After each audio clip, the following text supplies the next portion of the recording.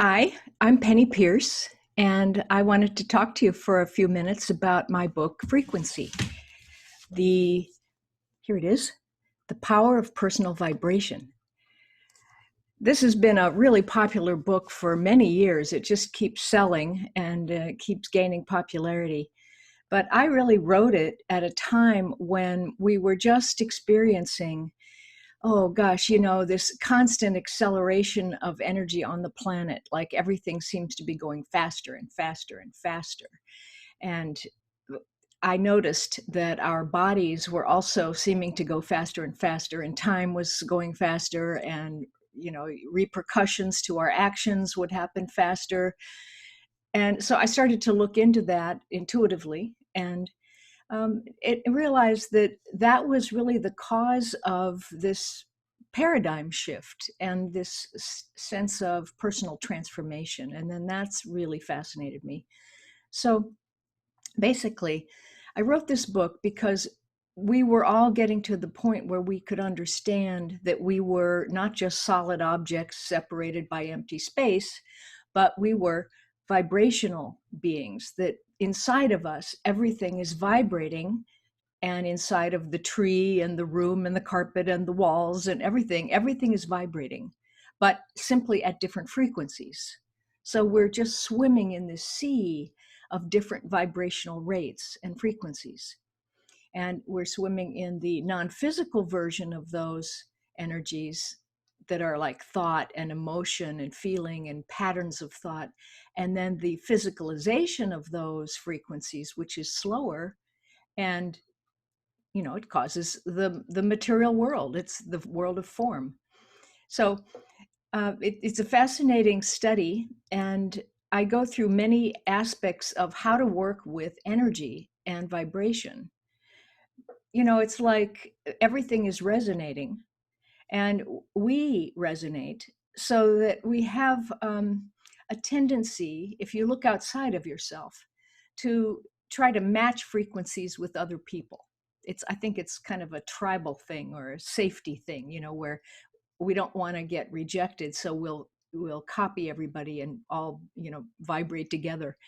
But there is a feeling then when you go outside of yourself, that you'll change your vibration all the time and match anything you're around, even a room or a house or a physical place. And then you don't know who you are, because you're just frequency matching everything constantly. So the other side of that then is your home frequency, which is the vibration of you, your core energy. Sometimes I call it the soul in the body. It's the light in a baby's eyes. It's probably the frequency that you have had in all your lifetimes, if you believe in lifetimes. And it's sometimes I call it your preferred state, where you feel really good about yourself and you're open and you're learning and surprised and so forth. And so in the book, I talk a lot about finding your home frequency and saturating with it, and how that will change your life.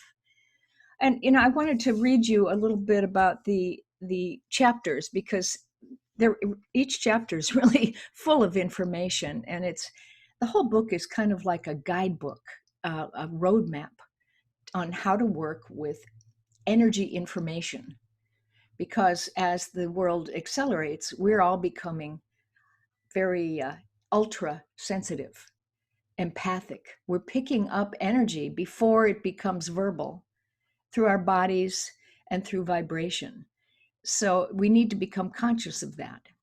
So anyway, the chapters are, the first part of it is all about our phoenix-like transformation. And in the early stage, I'm describing what are the stages of the transformation process. What are we going through today because of this increasing vibration on the planet? I think you'll recognize a lot of the things that have been happening to you and your friends when you look at this. And then I talk about living among the frequencies, which is all kinds of vibrations that we're, adapting to, and even the brainwave, alpha, beta, so forth. And so that kind of grounds it in science a little bit. And then the third chapter is to become aware of your feeling habits, because our emotions can be contracted and fear-based, which makes them slow and low vibrational. And even it stops the flow sometimes when you get really stuck. Or they can be very open and fluid, and then a lot of higher energy can flow through and higher consciousness can flow through. So we need to look at where we might be blocking that higher frequency.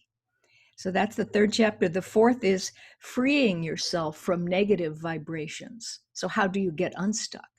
So lots of exercises and things to do with a journal in here. Very useful. Then the next chapter is feeling your home frequency. Well, how do you find it? And it's I offer a number of different ways where you can learn to tune into that. And then after you can feel it and recognize it, you can choose it again and again and again when you get off purpose. So then the next chapter after that is feeling into life with conscious sensitivity. So a lot of what we're doing with energy now is we're not thinking about it with our left brain.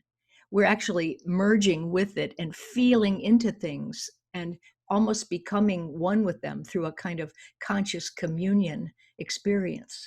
So it's very important to learn how to do that, and also to stay within your own center so you don't get overwhelmed and kind of get lost in the energies. The next chapter is on mastering relationship resonance. So how does frequency affect all your relationships? And how do you keep them on track? And after that, finding upscale solutions, choices, and plans, because we have a new way of thinking about problems and solutions, and how to even make a plan. With a vibration, you don't plan 5 years out into the future. You're in the present moment, and you're checking with these different vibrations constantly. So finding upscale solutions. And then the next chapter, chapter 9, is about creating a high frequency life.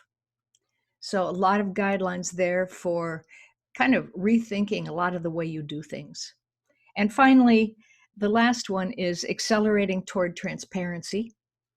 And you may know that my latest book actually is called Transparency. It finally got there. I had been aiming toward it, I guess, for a couple of previous books. But the idea that you will clear yourself of your fear and your clutter and your, negativity and low frequency thoughts and beliefs and wounds and emotions, so that you are able to just transmit the soul and the collective consciousness of the higher realms as well to create things here on earth. So I hope you enjoy the book. It's one of my favorite ones that I've written, and I read it, I pick it up and look at it. I think, oh, did I write that? Oh, that's so interesting. Anyway, I hope you enjoy it. Thank you.